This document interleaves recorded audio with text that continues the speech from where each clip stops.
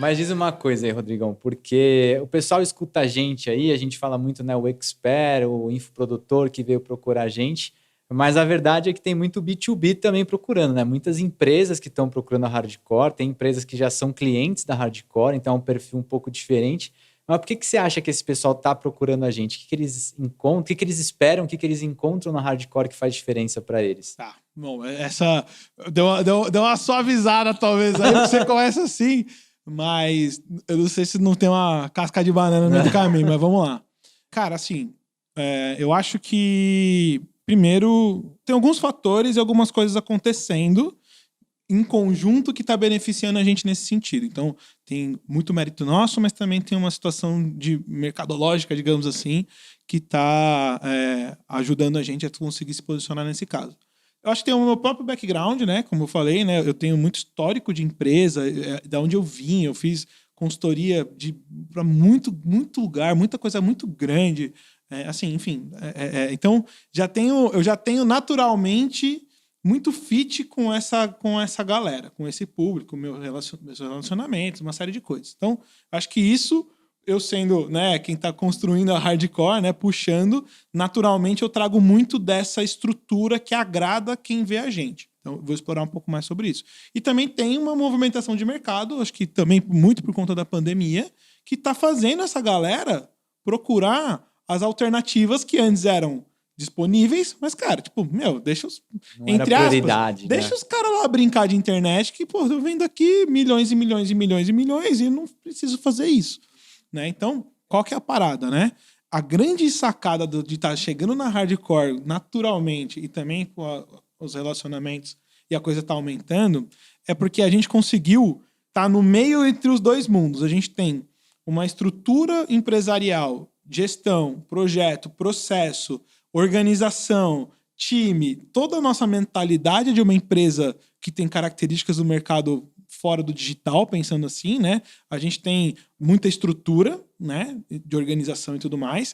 Então, quando a gente vai para uma reunião com um cliente desse e ele percebe isso, cara, todas as outras agências, ou seja lá como que se denomina, que estão nesse mercado concorrendo de alguma forma com a gente, não conseguem transmitir essa casca que a gente tem, né? Segurança, saber que a gente consegue falar a mesma língua. Inclusive isso, a mesma língua. Acho que isso faz diferença. Pra caramba. Mesmo, tá? Por exemplo, eu fui fazer uma negociação essa semana pra gente participar como uma empresa que vai estar em parceria com outra empresa pra atender um cara gigantesco da América Latina inteira. Isso é grande, hein? Muito grande. A gente não pode falar ainda, mas é muito grande. Muito grande. Tipo assim... Acho que se juntar os maiores investimentos do mercado do digital, não faz o que a galera tá fazendo. Mês desse cara. Não faz. Doideira. É tipo isso. É tipo isso. Mas qual que é a parada?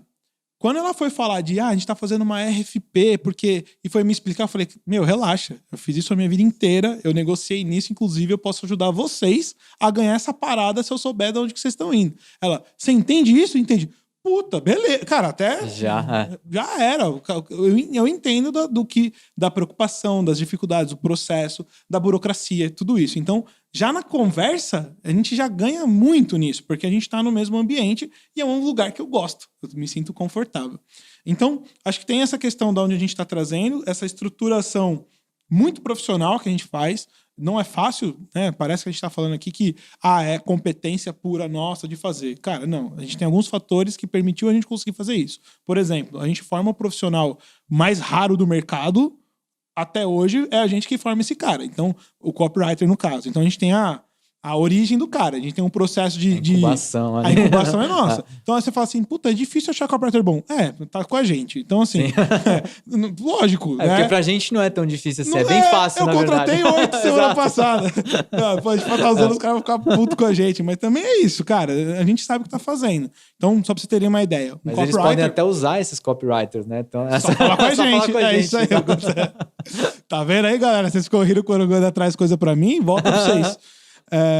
Mas essa é a parada. A gente tem um processo de estágio que o cara faz um estágio interno. A gente avalia, 40, 50 ele participou pessoas. Da formação, né? Tem isso. Fez a formação, participou do estágio interno, foi selecionado entre as pessoas que fazem sentido potencial e entram num programa de trainee. Sim. Isso daí, Só que, assim, pensar em trainee no marketing digital... Talvez você do digital que eu tô falando trainee, você não sabe nem o que eu tô falando. Exato. E tá tudo bem, não é... Tá tudo certo. Só que assim, isso pra quem... A galera de business que tá ouvindo a gente agora aí, cara... Você já ficou mais interessado. Ficou em casa, né? Ficou familiar. Eu tenho programa de acelerador de seniors internos, eu tenho programa... Cara, por exemplo, a gente tá fazendo uma estrutura de cargo e salário externo com uma pesquisa de mais de 100 empresas do mercado inteiro para descobrir qual que é a remuneração, bonificação, estrutura hierárquica, organograma. A gente tem uma Chief Happiness Officer. A gente tem uma Chief Happiness CHO, né? Que, cara, são pouquíssimas empresas mundiais que tem, que é uma pessoa que cuida só da felicidade de fato do da galera. bem-estar da galera. Inclusive, a gente pode trazer a Nath, que vai ser muito legal. Qual que é a parada? Nossa matéria-prima são pessoas. Uhum. Se as pessoas estão bem, a coisa vai funcionar. Se as pessoas não estão bem, não vai funcionar. Agora, não é tão fácil você... Não é só estar bem, porque não é só o trabalho. Mas enfim, a gente vai acabar entrando em outros assuntos. Isso é muito engraçado, porque, assim, pelo menos assim, na minha família, poucas pessoas entendem o que eu faço, né? Essa coisa de marketing digital, etc e tal. Então, quando eu começo a falar que tem trainee, que tem Chief Happiness Officer, eles falam assim, não é possível. Como, que história é essa? O que aconteceu? Assim, cara, aquilo lá é um pouco diferente do que do marketing. O que o Rodrigo tá fazendo com você? É exatamente isso. O que o Rodrigo tá te levando aí? Não, mas então essa estrutura, desde a hora de apresentar a proposta, o jeito que a gente manda o agendamento da reunião, o link da reunião prévia com estrutura, tudo isso coloca a gente num espaço de que a gente tem capacidade de atender um cara que é igual ou maior que a gente no mercado dele. Tanto para o mercado interno, então os infoprodutores grandes se sentem bem porque falam assim, porra, eu não tô... Tipo assim, eu não sou muito maior que esse cara, não tô falando maior em faturamento, tô falando em desenvolvimento empresarial, de estrutura e tudo mais. É um cara que eu respeito. Então, a gente tem essa vantagem absurda. A outra vantagem absurda é o nosso modelo, né, de contratação. E isso acabou. Empresa de fora não esquece, cara. Não existe esse negócio de virar sócio, lá, mano. Né? Exato. Virar sócio é um processo interno lá dentro que é outra parada. Então, nunca foi possível ter esse acordo sendo feito com o modelo de mercado totalmente digital. Totalmente inviável uma sociedade. É inviável, né? super inviável. Então, a gente tem um modelo de preço de competitividade alinhado com esse público. E o outro fator que acelerou pra caramba é a questão do Covid, né? Quando a gente coloca que todo mundo teve que correr muito rápido. Até então, era uma oportunidade que o cara tava... depois a gente vê... Agora, a gente tem empresa bicentenária que a gente está trabalhando. Já trabalhamos com a centenária no passado, né? Sim. Então, a galera, de muito tempo, muita estrutura grande, tipo, que a gente é cliente e fã, né? Então, a gente está falando de coisas aqui que não eram normais ou previsíveis no passado. Então, a hora que você soma a necessidade com a gente ter uma solução aderente ao que o mercado lá fora precisa, cara, a gente tem só pra você ter uma ideia, né? Acho que esse vale citar. A gente acabou de fazer um trabalho de deixar mais sexy, vamos dizer assim, toda a estrutura de comunicação interna de uma empresa multinacional que vende chapa de aço. São aquelas coisas de missão, visão, valores, objetivos, exatamente. Esse tipo de coisa. Só que como é que você faz isso virar marca empregadora, que vocês também não entenderam o que eu falei agora, então quem é de business entendeu, né? Então, essa é a parada. Agora eu fiz uma brincadeira aqui, mas como que você faz o teu público interno, teus colaboradores estarem alinhados com seus valores se isso não tiver tangível? Foi engraçado porque eu peguei uma dessas reuniões, né? Foi logo quando eu chapa entrei, de alumínio, assim, na velho, primeira semana. E foi muito engraçado, assim, né? Porque a nossa primeira reunião de cliente mesmo, já falando do projeto, a mulher, ela falava assim, olha, eu já tentei algumas vezes fazer isso, eu já contratei agência, eu já contratei não sei quem, nunca deu certo, mas falaram que o que vocês fazem aí funciona. Assim, tipo assim, né? E funcionou no fim, né? Caramba! Não, a gente tá negociando agora contrato para outras dinâmicas. Assim, fora da casinha, né? Eu acho que tem todas essas coisas que você falou, né? De que vão gerando familiaridade, né? Eles vão fazendo, puta, tipo, não são meia dúzia de louco lá que faz umas coisas estranhas na internet que eu vou contratar, sabe? Assim, Assim, olha, tem até link de call aqui rolando. Assim, Pô, tem, o cara mandou invite. É tipo isso, né? Pô, é coisa simples, então, né? Mas que tem ata de reunião. Ata de reunião. Pô, se eu quiser ver os arquivos que eles me mandaram, eu consigo acessar o lugar e tá tudo lá no papel timbrado. Sim. Pô, porque alguém sabe que é papel timbrado, sabe assim? Então, isso faz muita diferença. Isso também ajuda a reter, né? Porque a pessoa, tipo, ela deu o primeiro voto de confiança, ela entendeu. Não, é isso mesmo, funciona. Tipo, posso continuar aqui que eu tô segura. E a gente vai trazendo esses elementos de novidade, né? Então, essa empresa que a gente falou de Centenário aí também era muito engraçado o processo, né? Porque normalmente empresa muito grande tem uns 30 pessoas envolvidas, uns 10 departamentos. E só de aprovação por e-mail são 40 respostas. Era 4 meses para aprovar uma copy, né? Porque ia passando por etapas, assim, até que tinha dia que chegava uma reunião lá, a pessoa falava assim, mas o que vocês fazem mesmo? Daí tinha que explicar tudo do zero. Chegava gente nova, assim, direto. Gente nova, nossa. Era um processo muito engraçado trazer essas novidades para empresas mais tradicionais, assim. Mas a gente tem visto também esses casos de empresas tradicionais, mas que estão criando hubs, né? Exatamente. Mais o cara tem que estar afim, né, Guanda? Né? O cara tem que, assim, tudo bem que ele é um navio que demora 10 minutos para virar. Mas, assim, se ele tiver afim de virar, a gente consegue fazer ele virar em 10 minutos. Sim, tipo assim, eu acho que essa é a questão. É claro que a gente nunca vai imprimir uma realidade de negócio digital numa empresa que tem uma estrutura completamente diferente. É outro modo de pensar. Uma empresa que é uma pessoa, né, um expert, tudo depende dele, ele que decide lá um anúncio, não sei o quê, comparar com uma empresa que tem 10 processos de aprovação. Por exemplo, é muito mais complicado. Só que qual que é a vantagem? A gente tem esse background, esse processo, então a gente consegue agilizar e viabilizar muita coisa, né? Então, mesmo sendo, dependendo do tamanho muito grande, tem alguma dificuldade de velocidade ali, a gente consegue entender isso e aproveitar direito esse modelo porque a gente está acostumado, né? Então, eu acho que parte muito também, Guando, da gente não... A gente não tem uma postura de estrelinha, né, mano? Acho que a galera que conhece a gente ali no detalhe sabe que a gente não tem essa sei lá, cara, essa ideia de ser o estrelinha do negócio e faz o que eu tô falando, porque eu tenho mais de sei quantos milhões de reais de resultado, já atendi esse tipo assim, dá pra ficar dando carteirada. Não é a nossa pegada. Eu acho uma coisa, cara, que a gente tem de diferente, que eu vejo no dia a dia, que assim, a gente ama o que faz, a gente ama o mercado que a gente tá, mas a gente tem uma visão zero romântica da coisa, entendeu? Então, assim, pra gente, cara, é trabalho. A gente não fica tipo, eu não fico, não, é o melhor trabalho do mundo. A gente já falou aqui, né, a gente não acredita em trabalhar da praia, porque entra areia no notebook, né, assim. Então, acho que as pessoas também percebem isso no dia a dia, né? A gente tá presente lá, se tiver que fazer reunião fora do horário, a gente faz. Se tiver que, responder mas também um WhatsApp se tiver lá, o cara folgando, eu falo, irmão, não, isso, né? Dá uma segurada aí, porra. Esse é um outro ponto. Então, assim, o escopo é tudo muito claro. Então, assim, a gente sabe... porque quando você não tem profissionalismo, você também se ferra nessas horas, né? Porque o cara te contrata por A e quando vê ele tá te pedindo A, B, C, D, você começa a fazer. Então, essas coisas também são muito claras. Assim, a gente está disponível, mas a gente também não faz qualquer coisa. A gente tem o escopo lá muito definido. Ele quer fazer coisa a mais? Pro teu bem mesmo, né, cara? Porque senão você não termina. Quer fazer coisa a mais? Então fala lá com o Gabriel do comercial, sabe? Assim, é isso, né? Isso é muito bom, né? Cara, acho que nem precisa, né? Mas o mundo é assim, né, cara? Não é? É assim que as coisas funcionam, né? No nosso modelo tem que ser, porque senão a gente começa a ter que pegar 50% do teu negócio para poder virar teu sócio. Isso não funciona. Ao mesmo tempo, existe um equilíbrio entre momento, entrega. A gente consegue fazer isso funcionar muito bem. Geralmente a gente acaba sempre entregando mais do que porque... Quando o cliente é legal, né? Existe o squad dos clientes legais. Então, se um dia você chegar aqui e for dos clientes legais... Os legais são os complicados, só pra explicar. O pessoal vai chegar pro Gabriel agora e falar assim, eu quero entrar, mas eu quero ser do squad do cliente legal. Isso, o cliente legal tem um squad especial que a gente tem lá, né? A tropa de choque pra segurar a bucha. Exato. Não, é porque assim, quando a gente tem a gente tá brincando, mas é sério, na real, é real isso que a gente tá falando.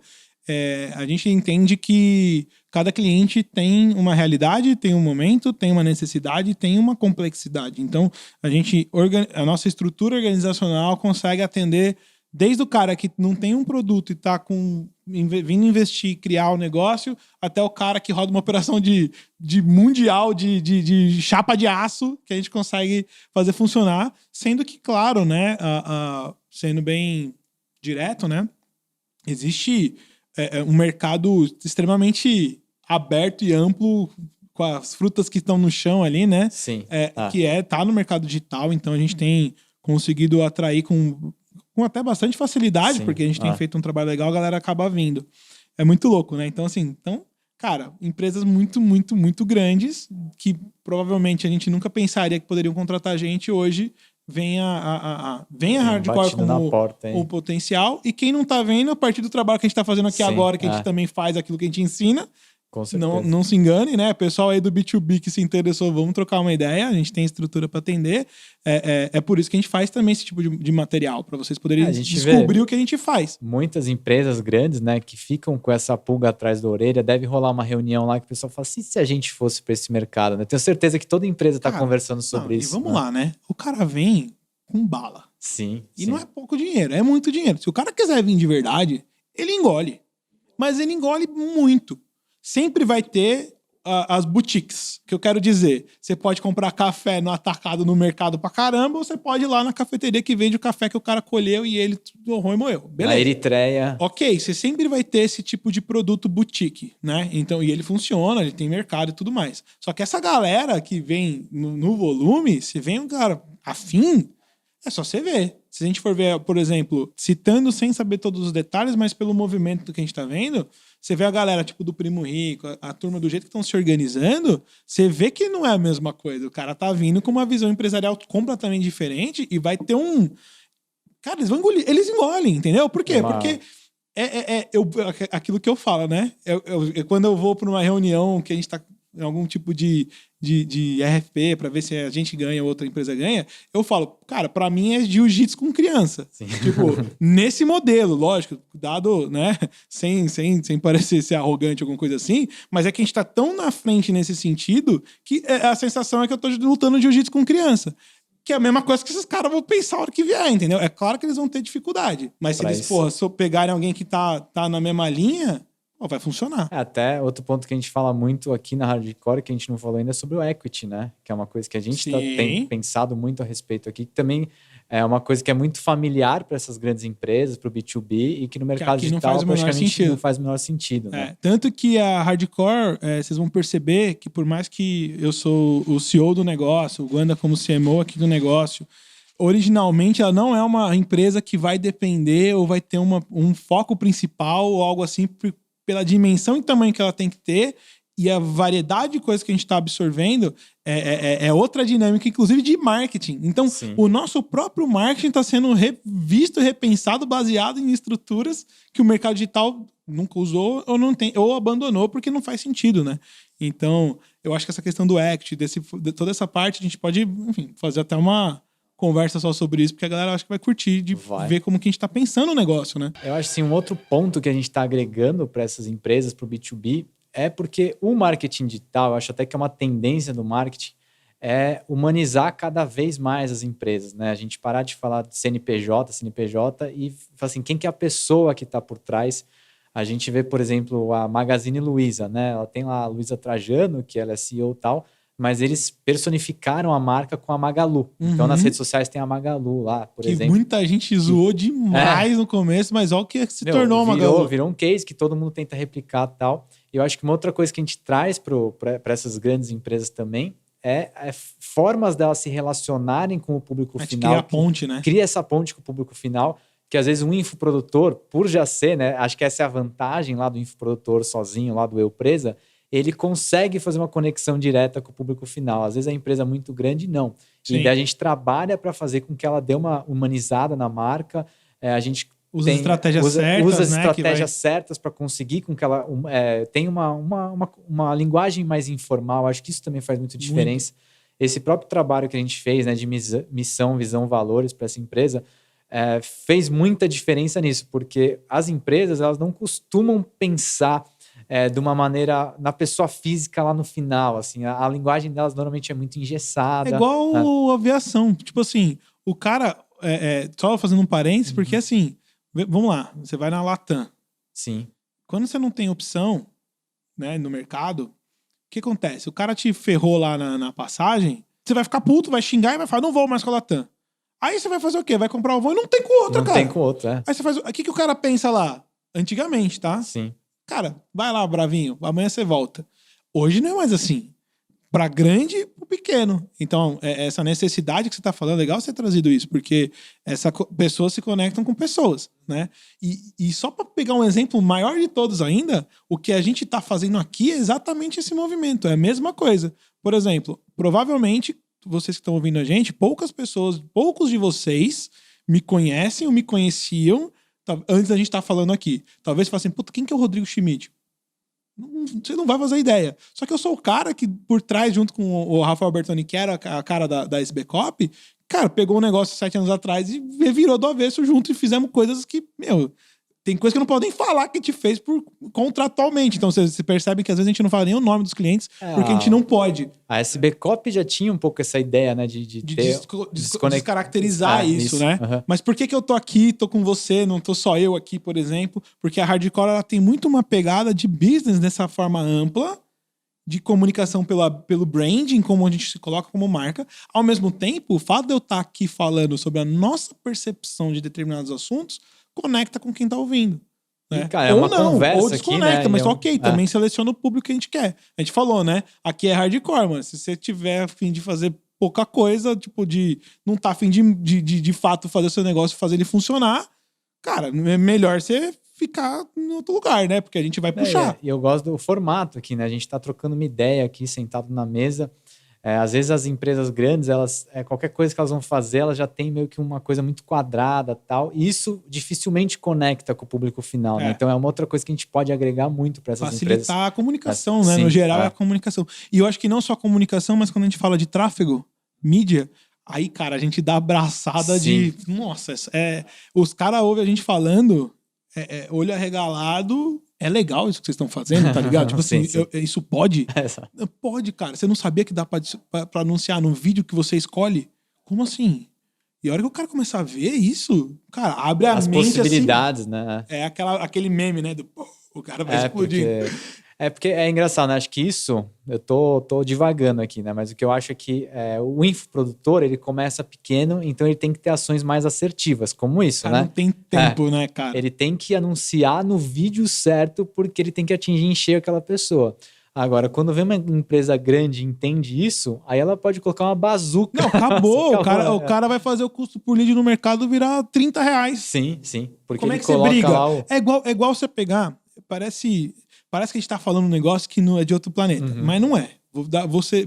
Isso já acontece, tá? Pensa o seguinte, você pega um e-commerce, pega um grande, vai brigar com o tráfego com você, com o e-commerce pequeno com o grande. Se ferrou. Não a mesma coisa com o mercado. Se ferrou. Tem público pro pequeno? Tem. Só que o que o cara tem que fazer? Ele tem que ser diferente pra caramba, ele tem que ter uma comunicação, cara, fora do lugar pra se conectar com a galera, ele tem que ter... Provavelmente ele tem que ser mais nichado, ele não consegue brigar por preço mesmo. Você pega, por exemplo, uma Ambev. Cara, a Ambev dominou a parada inteira, entendeu? Então, assim, qualquer bebida que você for discutir, provavelmente é da Ambev, né? Então, assim, isso já rola em outros momentos. Quando a gente falar de tráfego, quando a gente falar de... Cara, ou você acha que é o mercado digital que movimenta o Facebook? É nada, você viu que rolou... Teve uma época que rolou um boicote lá, e o Facebook deu risada. Tá bom. É o cara da aviação. Vai lá que depois você volta aqui. Tipo... Vai ter algum momento que aí talvez o Facebook perca essa hegemonia toda, né? Mas não sei. Também a gente tá falando. Só que é muito louco, porque, cara, o cara tá acostumado a gastar em propaganda de televisão. Sim, nossa. Milhares de reais. A gente fala assim, não dá 1 milhão não, me dá 100 mil aqui que eu faço chover. É isso que a gente tá falando.